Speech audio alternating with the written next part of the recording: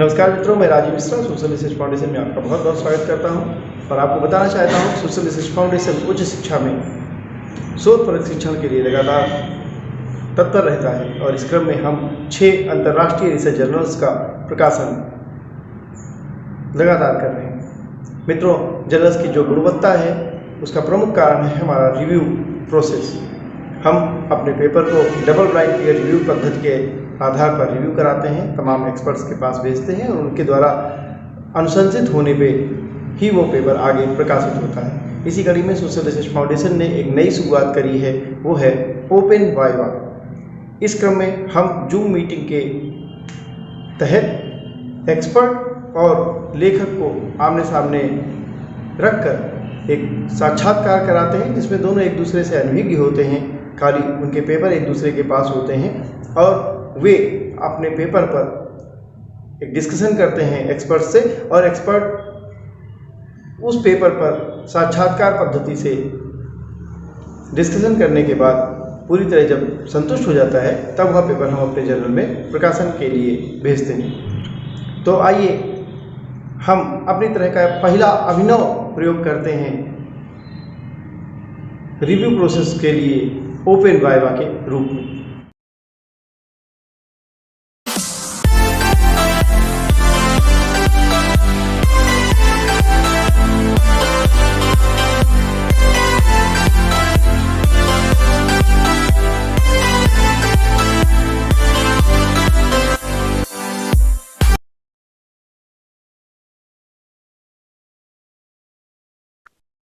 आ रहे हैं? हाँ जी।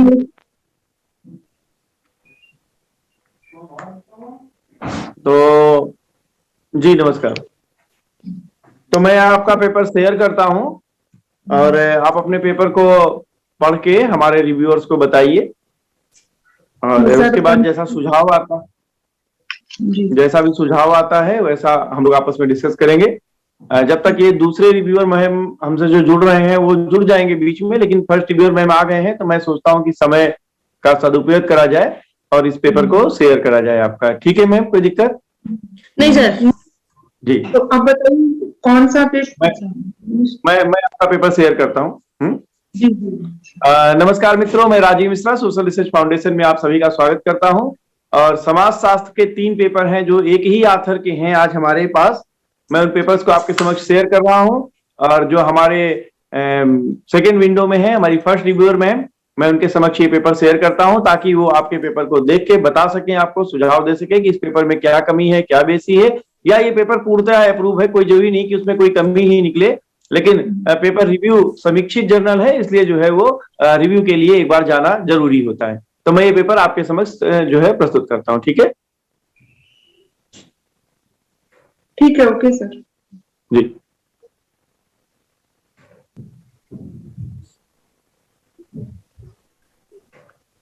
ये 15,562 नंबर पे एक पेपर है जिसमें मुझे सारांश से दिखाई दे रहा है ये वर्तमान भारत में लैंगिक विभेद एवं महिला सशक्तिकरण की आवश्यकता। मैडम, ये आपका ही पेपर है ना? हाँ जी जी जी, यस यस। ठीक है, तो ये पेपर यहाँ आपके पास फ्लोर पे है, आप प्लीज इस पे जो है जो मत है वो रखना शुरू करें। जी। अच्छा सर, जो टॉपिक है वर्तमान भारत में लैंगिक विभेद और महिला सशक्तिकरण की आवश्यकता, तो इसका जो सारांश है ये सशक्तिकरण की विचारणा को मात्र लिंग संबंधों के साथ जोड़ना ठीक नहीं है। यह केवल एक लैंगिक मुद्दा ही नहीं अपितु एक ऐसा विकासात्मक मुद्दा है जो महिलाओं और पुरुषों दोनों को समान रूप से प्रभावित करता है। मोटे तौर पर यह हाशिए पर जो समूह है, विशेषकर महिलाएं, उनसे संबंधित एक मुद्दा है। साथ ही यह उनके आत्मसम्मान, आत्मविश्वास और शक्ति की अनुभूति तथा विस्तृत संदर्भ में स्व और दूसरों से सम्मान प्राप्ति के अधिकार को योग्य क्षम्य मानने के भाव का मुद्दा है। जो हमारा पेपर था उसका उद्देश्य यही था सर। प्रस्तुत शोध का उद्देश्य वर्तमान भारतीय परिवेश जो वस्तुतः पितृसत्तात्मक पारिवारिक ढांचे पर खड़ा है, जहां महिला श्रम की कोई आर्थिक गणना नहीं है, उन परिस्थितियों में लैंगिक विभेद के परिप्रेक्ष्य में महिला सशक्तिकरण की विवेचना करना था। और इसके संदर्भ में ये कहा जा सकता है कि महिलाओं की परिस्थिति में वास्तविक सुधार उस समय तक नहीं होगा जब तक कि सामाजिक, राजनीतिक, आर्थिक दृष्टिकोणों एवं संस्थाओं में परिवर्तन नहीं होगा। ऐसी स्थिति में पुरुषों तथा महिलाओं को मिलकर समता मूलक समृद्धि भारत के निर्माण का अभियान चलाना होगा। तो सर ये हमारा एक समरी था। अब पेपर पढ़ना हो तो मैं पेपर पढ़ दूं। मैम आप जैसा उचित समझें, आप चाहे तो अपना पेपर भी पढ़ सकती हैं, चाहे आप पेपर की जो मुख्य मुख्य बातें हैं उनको आप शेयर कर सकती हैं, ठीक है। बाकी जैसा हमारे जो रिव्यूअर महोदय होंगे वो आपसे सवाल जवाब में पूछ देंगे। अच्छा चलिए। भारतीय समाज का एक दुर्भाग्यपूर्ण लैंगिक विभेद है। जैविकीय या शारीरिक दृष्टिकोण से तो संपूर्ण मानव जाति में स्त्री और पुरुष के बीच अंतर देखने को मिलता है, लेकिन लैंगिक विभेद का जो भयानक रूप भारतीय समाज में पाया जाता है वो अपने आप में अनूठा तो है ही, निराशाजनक, दुर्भाग्यपूर्ण और अनुचित भी है।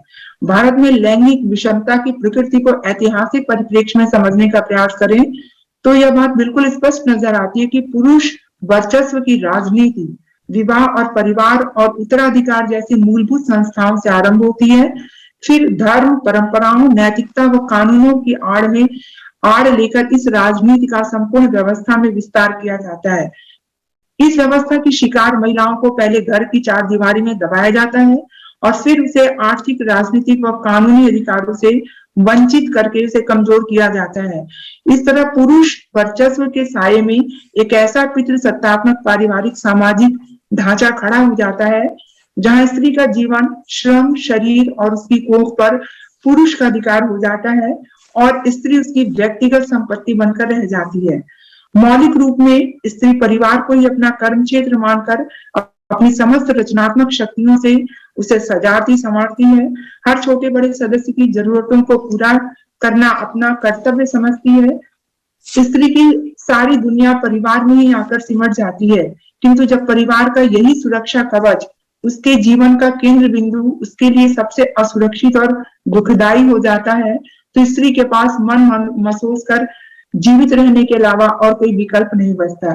तो इसका प्रस्तुत शोध का जो अध्ययन है, अध्ययन का उद्देश्य था कि वर्तमान भारतीय परिवेश जो वस्तुतः पितृसत्तात्मक पारिवारिक ढांचे पर खड़ा है, जहां महिला श्रम की कोई आर्थिक गणना नहीं है, उन परिस्थितियों में लैंगिक विभेद के परिप्रेक्ष्य में महिला सशक्तिकरण की विवेचना करना था। ठीक है सर? मैडम ठीक है। हाँ ठीक। तो अभी इसको और भी पढ़ना है इसमें? मैडम आप निष्कर्ष के बारे में बता दिए, फिर मैं चलता हूँ रिव्यूअर के पास। क्या अच्छा अच्छा सर। जी। और निष्कर्ष सर सर्वेक्षण जी, इसकी पद्धति जो ली है आपने वो क्या सर्वेक्षण पद्धति ली है? अगर सर्वेक्षण पद्धति ली है तो डाटा किस प्रकार लिए हैं, क्या निकला आपको, आप ये भी बता सकते हैं, या आप निष्कर्ष में चलिए फिर हम रिव्यू चलते हैं, वो आपसे पूछेंगे। सर सर्वेक्षण विधि नहीं है, अभी का एम्पिरिकल है, ये तो सर्वेक्षण नहीं किया गया था ये। और इसका निष्कर्ष भी है सर। निष्कर्ष के संदर्भ में हम ये कह सकते हैं कि महिलाओं की परिस्थिति में वास्तविक सुधार उस समय तक नहीं होगा जब तक कि सामाजिक, आर्थिक, राजनीतिक दृष्टिकोणों एवं सामाजिक संस्थाओं में परिवर्तन नहीं होगा। ऐसी स्थिति में पुरुषों तथा महिलाओं को मिलकर समता मूलक समृद्धि भारत के निर्माण का अभियान चलाना होगा। जी ठीक है मैम। अध्ययन का उद्देश्य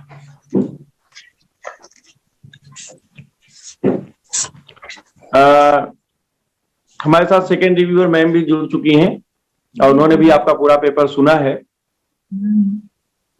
इस पेपर में जैसा मैं कहता हूं कि एक मेरी तरफ से जो मैं आपसे चाहता हूं वो इसमें साहित्यावलोकन शब्द और जोड़ दीजिए। साहित्यावलोकन का मतलब है रिव्यू ऑफ लिटरेचर। इसी विषय पर आपके इस पेपर से पहले किसने किसने क्या क्या काम किया है?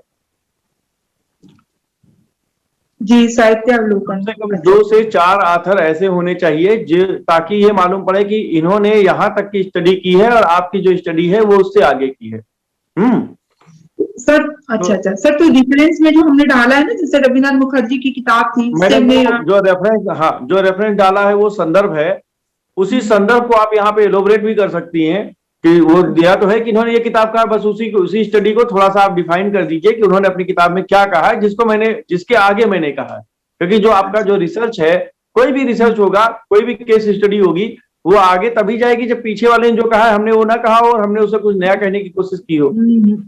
बाकी मैं अपनी फर्स्ट रिव्यूअर मैम के पास चलता हूं, वो आपको बताएंगी कि इस पेपर में क्या गुंजाइश है या पेपर कैसा बना है। मैं फर्स्ट रिव्यूअर मैम के पास चलता हूं। मैम आप बताएं प्लीज। जी धन्यवाद सर। जी मैम देखिए, सबसे पहले हम बात करते हैं टॉपिक के। जो आपने टॉपिक लिया है बहुत अच्छा टॉपिक है, लेकिन थोड़ा सा मुझे जो आपने सारांश दिया है, ठीक, सारांश में हम अगर इस टॉपिक को थोड़ा सा एलोबरेट कर दें। यहाँ पर आपने महिला सशक्तिकरण की आप बात करती है, ठीक है, आपने दे दिया है कि लैंगिक विभेद किस तरीके से होता है, लेकिन किस तरीके से दोनों को हम एक दूसरे से जोड़ करके अगर हम थोड़ा सा यहाँ पर आप वो भी दे दे, ज्यादा नहीं, थोड़ा सा एक आध लाइन में आप दोनों को कनेक्ट करने की अगर बात कर दे तो वो मेरे अनुसार थोड़ा सा ये यहाँ पर थोड़ा सा सारांश में आपके ये मैडम है, कनेक्शन है। जो टॉपिक है हमारा कि लैंगिक विभेद और महिला सशक्तिकरण। लैंगिक विभेद जेंडर इनइक्वालिटी तो हमारे समाज में हो ही रहा है, बिल्कुल है, लेकिन इसको कोरिलेट कर दिया है सशक्तिकरण कि किस तरह से महिलाएं आज सशक्त हो रही हैं। आज महिलाएं, अब देखिए इसमें मैम एक 1971 में भारत सरकार की कल्याण मंत्री, वो ठीक है, आपका आपने जो आगे डिटेल दिया वो तो ठीक है, लेकिन थोड़ा सा जब हम सारांश देते हैं तो सारांश में ये चीजें थोड़ा सा हमको एक सारांश पढ़ करके पूरे पेपर की एक रूपरेखा हमको पता चल जाती है। तो ये आप अगर थोड़ा सारांश में डाल दे तो ज्यादा बेहतर होगा। ठीक है, ठीक है। जी जी। अब इसके बाद थोड़ा आपके प्रस्तावना आपने दी है, प्रस्तावना में भी हम सारांश को ही थोड़ा सा आगे बढ़ा करके उसकी एक रूपरेखा हम दे देते हैं प्रस्तावना में ही कि क्या हमने किस मेथोडोलॉजी को हमने यूज किया है, क्या सोच करके हमने ये पेपर बनाया है। सबसे बड़ी चीज है कि हम पेपर की थीम प्रस्तावना में डाल देते हैं, जिसको हम प्रस्तावना या भूमिका बोलते हैं कि क्या लेकर के हम पेपर हमने बनाना शुरू किया था। ठीक है, तो ये थोड़ा सा आपके पेपर में जो प्रस्तावना है इसमें आप ये जोड़ सकते हैं। फिर जो दो हमारे मुख्य शब्द है टॉपिक के, लैंगिक विभेद और महिला सशक्तिकरण। लैंगिक विभेद को आपने बहुत अच्छे से इसमें बताया है, प्रस्तावना में भी आपने बताया और आगे भी आपने इसका विवेचना की है, लेकिन थोड़ा सा महिला सशक्तिकरण को भी अगर आप एलोबरेट कर देते तो वो और बेहतर बन जाता। ठीक, इसके बाद महिला सशक्तिकरण को इलोबरेट किया है अब क्योंकि पूरा पेपर हमने पढ़ा नहीं है, लेकिन इसमें है, मैं आपको लास्ट पैराग्राफ है जरा सा मैं नहीं, मेरा कहने का मतलब यह है, जब हम पेपर बनाते हैं तो एक स्टेप हमारे पेपर का बनता है, स्टेप वाइज पेपर हमारा बनता है।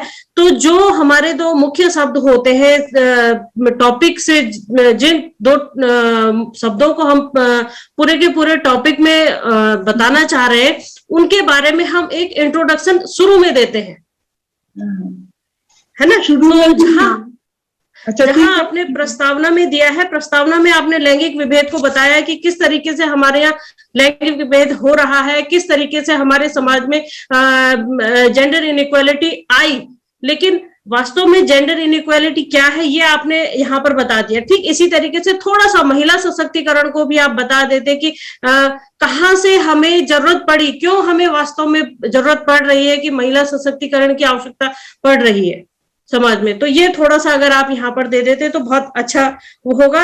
इसके बाद आपने उद्देश्य दे दिया है। उद्देश्य के बाद मैं फिर वही कहूंगी, सर ने जैसा आपको बताया कि हमें एक ज्यादा नहीं, अगर आप दो भी किन्हीं भी दो लिटरेचर का आप यहाँ पर जिक्र कर दें तो बहुत अच्छा रहेगा, क्योंकि बिना साहित्यिक अवलोकन के अगर हम कहें कि हम शोध कर रहे हैं तो थोड़ा सा हमारे शोध को और बल मिल जाता है कि इससे पहले तक ये कार्य हो चुका है और इससे आगे अब हम यहाँ पर ये चीजें यहाँ पर और नई चीजें हम एलोबरेट करना चाह रहे हैं, क्योंकि जो साहित्यिक अवलोकन होता है उसी के आधार पर हम अपना उद्देश्य और उपकल्पनाएं हम बनाते हैं, है ना। और उद्देश्य और उपकल्पना के आधार पर ही हमारा पूरा का पूरा शोध पत्र होता है, हमारी फाइंडिंग ही वहीं से आती है।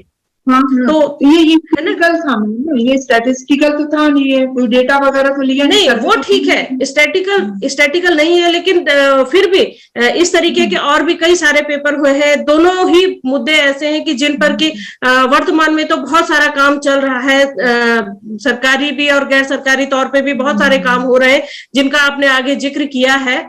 तो वो कहीं ना उस पे और भी कई लोगों ने पेपर बनाया होगा, पूरा का पूरा लिटरेचर लिखा होगा, तो वो उसके बारे में आप थोड़ा सा बता दें कि साहित्यिक अवलोकन किस तरीके से आपने किया है, उनका जिक्र आ जाएगा। तो तब थोड़ा सा ये आ जाएगा कि आपने उनसे हट करके क्या अलग किया है। कोई भी नया शोध पत्र जब बनता है तो उससे थोड़ा सा ये हमें पता चल जाता है कि हमने क्या नई चीज इसमें देने का प्रयास किया है। ठीक। और अध्ययन पद्धति, साहित्यिक अवलोकन के बाद इसमें अध्ययन पद्धति का भी कहीं पर जिक्र नहीं है। थोड़ा सा अगर अध्ययन पद्धति आप डाल दीजिए, 2 लाइन में डाल दीजिए, ठीक है, क्योंकि स्टैटिकल पेपर नहीं है, आप डाटाबेस नहीं डाल सकते, तो वहां पर हम कह सकते हैं कि सेकेंडरी सोर्सेज हमने यूज किए हैं, है ना। आपने जितने भी आगे आपने दिए हैं, ये 71 का दिया है आपने, 1967 का आपने जिक्र किया है, तो ये क्या है, सारे के सारे आपने सेकेंडरी सोर्सेज आप यूज कर रहे हैं। तो ये आप 1-2 लाइन में आपका मेथोडोलॉजी आ जाती है। ठीक है, बाकी का आपका ठीक है। थोड़ा सा निष्कर्ष में आप अपनी फाइंडिंग दे सकते हैं कि क्या आपने उद्देश्य बनाए थे और आपके उद्देश्य कहाँ तक पेपर में आप उनको सही पा रहे हैं या कहीं कोई कमी रह जाती है, वो सब चीजें आप, क्योंकि निष्कर्ष जब होता है तो हम पूरे के पूरे पेपर, जो हमारी 2 मुख्य चीजें होती है, क्योंकि आपका ये स्टैटिकल पेपर नहीं है तो जरूरी नहीं है कि आप इसमें उपकल्पना बनाए ही बनाए, लेकिन जब आपने कुछ उद्देश्य लिए हैं तो उद्देश्यों के आधार पर हम उनको सही और गलत यहाँ पर निष्कर्ष में देते हैं कि हमारी फाइंडिंग क्या रही, क्या हमने शोध पत्र में प्राप्त किया। ये मेरा जो सजेशन है वो यही है कि आप इसमें थोड़ा सा निष्कर्ष को स्पष्ट रूप से दे देंगे। बाकी बहुत अच्छा है, ऐसे कोई मुझे ऐसी कोई कमी लगती नहीं है कि इसको न छापा जाए, लेकिन बस ये एक आध चीजें हैं जो जोड़ दी जाएंगी तो बहुत अच्छा रहेगा।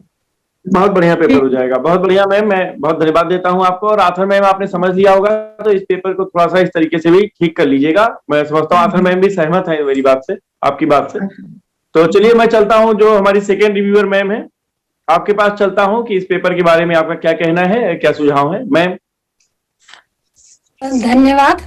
पहले तो काफी सारी चीजें कवर हो ही चुकी हैं, लेकिन उसमें थोड़ी चीजें और ऐड करूंगी। जैसे सबसे पहले टाइटल पे हम आते हैं, तो टाइटल में gender discrimination and need for women empowerment in present day India. तो इस टाइटल में सबसे पहले, जैसे पहले रिव्यूअर ने भी कहा कि टाइटल अपने आप में जस्टिफाई होना सिर्फ एब्स्ट्रैक्ट से ही शुरू हो जाता है। तो जब जेंडर डिस्क्रिमिनेशन की बात करते हैं तो जनरली जो एक कॉमन सा परसेप्शन रहता है, वो जेंडर जब वर्ड आता है तो लोग सोचते हैं this is something which is related to women. तो जेंडर जब भी आएगा वो एक सोशली कंस्ट्रक्टेड चीज है, तो उसमें विमेन पे ही डायरेक्ट आने की जरूरत नहीं है। पहले उसमें विमेन को फोकस क्यों किया है ये लाने की जरूरत है। तो इन अ वे, जैसे पहले रिव्यूअर ने कहा कि एब्स्ट्रैक्ट में कहीं ना कहीं ये चीज तो वो चीज मिसिंग है। उसके बाद आप जैसे जेंडर डिस्क्रिमिनेशन के बाद फिर आप आ सकते हो विमेन को। और दूसरा जो ऑब्जेक्शनेबल चीज है, जो आजकल सभी आप लोगों ने अच्छी रिसर्चेस में देखा होगा कि कभी भी विमेन को मार्जिनलाइज्ड ग्रुप, एक जो फेमिनिस्टिक मूवमेंट है उसमें मार्जिनलाइज्ड ग्रुप कहना ही बुरा माना जाता है कि विमेन को कभी मार्जिनलाइज्ड ग्रुप आप कह ही नहीं सकते। तो ये तो एकदम ही आपने हाईलाइट कर दिया, जो एब्स्ट्रैक्ट में ही हाईलाइट हो गया। तो बेटर ये है कि विमेन को एज जेंडर इशू कहाँ लेना है तो उसको फोकस आप एब्स्ट्रैक्ट में ही करें। दूसरी चीज ये है कि जो एब्स्ट्रैक्ट है वो क्लियरली डिफाइन हो कि आपकी जो स्टडी है उसमें आपने ये चीजें डिस्कस करनी है। It should not be in the form of introduction, rather it should B gist, कि आपने ये स्टडी करना है और आपका पेपर ये बोलेगा, तो वो एब्स्ट्रैक्ट का पार्ट होना चाहिए। पहले वाले रिव्यूअर ने बिल्कुल एग्जैक्टली यही चीजें कही थी कि उसका एक कॉमन, चाहे वो मेथोडोलॉजी का पार्ट है, इंट्रोडक्शन का पार्ट है, या जो मिसिंग है उसके बारे में है, लेकिन एग्जैक्टली आपका जो एब्स्ट्रैक्ट है it should come out as जिसको आप समरी बोल सकते हो, it should be summary of the whole paper. तो थोड़ा सा आप इसमें यही इंप्रूवमेंट कर सकते हो कि मेरा पेपर जो शोध पत्र है वो ये कंक्लूड, ये मेथोडोलॉजी फॉलो करेगा और ये इसमें एक्सपेक्टेड है कि हमारे आउटकम जो है ये होंगे। दूसरी चीज, आपने बहुत जगह डेटा दिया है, चाहे वो 1967 है, 71 है, 73, 74 अमेंडमेंट की बात की है, या विमेन एम्पावरमेंट से रिलेटेड जो भी चीजें कई जगह आपने परसेंटेज की फॉर्म में दिया है। जब भी हम किसी शोध में, किसी रिसर्च में ऐसा डेटा लेते हैं तो उसका सोर्स कोट करना वो प्लेजरिज्म को अवॉइड करता है। तो आपने कहीं भी पूरे paper, I have gone through, I have run through the paper, कहीं भी आपने ये चीज नहीं लिखी कि ये आपने लिया कहाँ से है। तो कभी भी आप जब इवन अगर बोलते हो आपकी 50% विमेन ने ये किया, तो you have to mention the source. अगर सोर्स आप नहीं देते तो ऑथेंटिसिटी उसकी नहीं रहती। अगर आप बोलते हो कि 25% विमेन या से 33% रिजर्वेशन फॉर विमेन, तो किस आधार पे आप ये कहते हो? तो उसमें आप, जैसे आप लोगों को इसमें देखा ही होगा, एमएलए स्टाइल में आपको कोट करने हैं अपने रेफरेंसेस, उसी तरह से आप वहां कोट कर सकते हो कि ये चीज आपने कहाँ से ली। उसमें आपका कोई बुक भी हो सकती है, कोई भी सेकेंडरी सोर्स आपका हो सकता है, लेकिन उसको कोट किया जाए, that is always good. Another thing which is very important, जब आप क्योंकि रिसर्च जनरली हम लोग जब गैप फाइंडिंग होती है उसके बाद जैसे ओल्ड टू न्यू की तरफ आते हैं, तो जब आपके पूरे रिसर्च पेपर में हम देखते हैं तो अगर आपको 70 का डेटा आपको सामने आ रहा है, 71, 73, 74th अमेंडमेंट, उसके बाद बहुत रिसर्चेज हुई है, मतलब अब डे टू हर हफ्ते और हर दिन नई रिसर्चेज आती है। तो जब आपके पेपर में इतना पुराना डेटा देते हैं तो एक हिस्टोरिकल अकाउंट के लिए वो ठीक है, लेकिन उसके बाद क्या चेंजेस हुई है, अब 67, 71 और आप 92 की अमेंडमेंट जब मेंशन करते हो, उसके बाद जो रिसर्चेस हुई है वो आपकी रिसर्चेस को कैसे सपोर्ट करती है, फ्रॉम ओल्ड टू न्यू आना, that is something which is very important. और इसके अलावा जो निष्कर्ष है, आपने कहीं मेंशन किया है अपनी रिसर्च में कि आपका जो जैसे विमेन एम्पावरमेंट के लिए हर तरह की एम्पावरमेंट जरूरी है, चाहे वो पॉलिटिकल है या आपकी इकोनॉमिक एम्पावरमेंट है। उसके बाद आपने जो इसका स्पेल आउट किया है, मेन ऑब्जेक्टिव, जो मेन एम आपके पेपर का है, वो है कि सोशल सिचुएशन में विमेन के चेंजेस क्या होगी। उसमें आपने कहीं ना कहीं बीच में ये भी लिखा है कि जो उनका एक लेबर जो काम करती है उसको इवेलुएट नहीं किया जाता।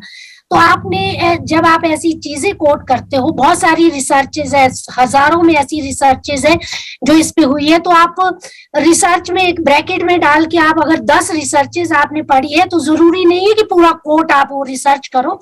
उसमें आप मान लो मेरी रिसर्च कोट करते हैं तो मैं लिखती हूँ रमेश 2020 कि सिर्फ इतना वो देना आपको जरूरी है।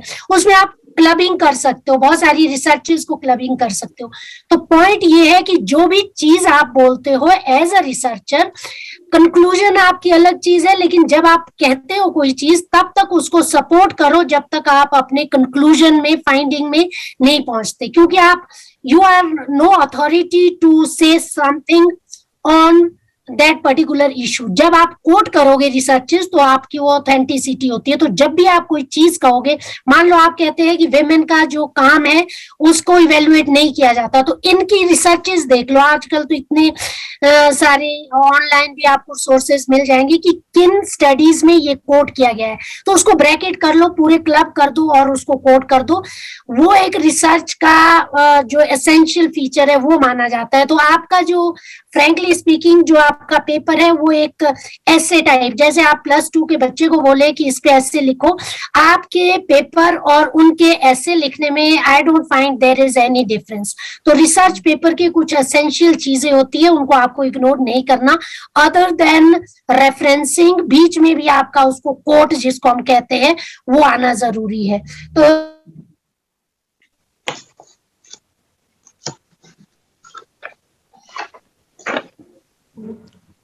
हेलो, शायद मैम का नेटवर्क प्रॉब्लम हो गया है कुछ, लेकिन मैम ने जितनी बातें कही, आथर मैम आप सुन रही हैं ना? जी सर, जी जी। तो मैम ने जितनी भी बातें कही वो बहुत ऑथेंटिक थी और रिसर्च के लिए बहुत जरूरी थी, क्योंकि जब हम रिसर्च करते हैं तो या तो ये सपोर्टेड बाय द लिटरेचर हो या सपोर्टेड बाय द डाटा हो, तभी हम दूसरे की बात को दूसरी जगह इम्पोज कर सकते हैं। तो मैं इस पेपर को मेरे ख्याल से जब तक मैम लौट के आएंगी, लेकिन मैम ने भी आपका पेपर अप्रूव किया है, बट सम सजेशंस, जो सजेशन फर्स्ट रिव्यूअर मैम और सेकंड रिव्यूअर मैम ने दिया है, उसी के आधार पे आप इसको करेक्शन करके हमको दोबारा भेज दीजिएगा, ताकि मैं इस पेपर को आगे छाप सकूं। सोशल रिसर्च फाउंडेशन का उद्देश्य ये नहीं होता है कि हम किसी पेपर को रिजेक्ट करें, बल्कि ये उद्देश्य होता है कि हम उस पेपर को कैसे और अच्छा बनाएं, ताकि आप उसको वर्ल्ड लेवल पे जाके अपनी रिसर्च को दिखा लें। तो अब आप इस रिसर्च की, इस शोध पत्र की अकेले जिम्मेदार नहीं हुई, इस शोध पत्र के हम 4 लोग जिम्मेदार हो गए, 2 रिव्यूअर, एक हम और एक आप, है ना? तो हम जब 4 लोग जिम्मेदार हो गए तो जाहिर सी बात है कि भाई अगर आप नहीं भी चाहेंगे तो भी हम 3 लोग तो अपनी जिम्मेदारी से मुक्त नहीं होंगे। हम लोग तो इस पेपर के लिए जिम्मेदार हैं, एक अच्छे से पेपर के लिए। तो फर्स्ट रिव्यूअर में मैं अनुमति मांगता हूं इस पेपर को आगे बढ़ाने के लिए। मैम इस पेपर का करेक्शन करके भेज देंगी मुझे, ठीक है? जी जी जी बिल्कुल। जो ये करेक्शन अभी मैम ने बताए हैं वो भी डाल दीजिए। बहुत अच्छा सजेशन मैम ने दिए हैं, तो आप इनको अगर ऐड करेंगे तो आपका पेपर बहुत अच्छा बनेगा। जी ठीक।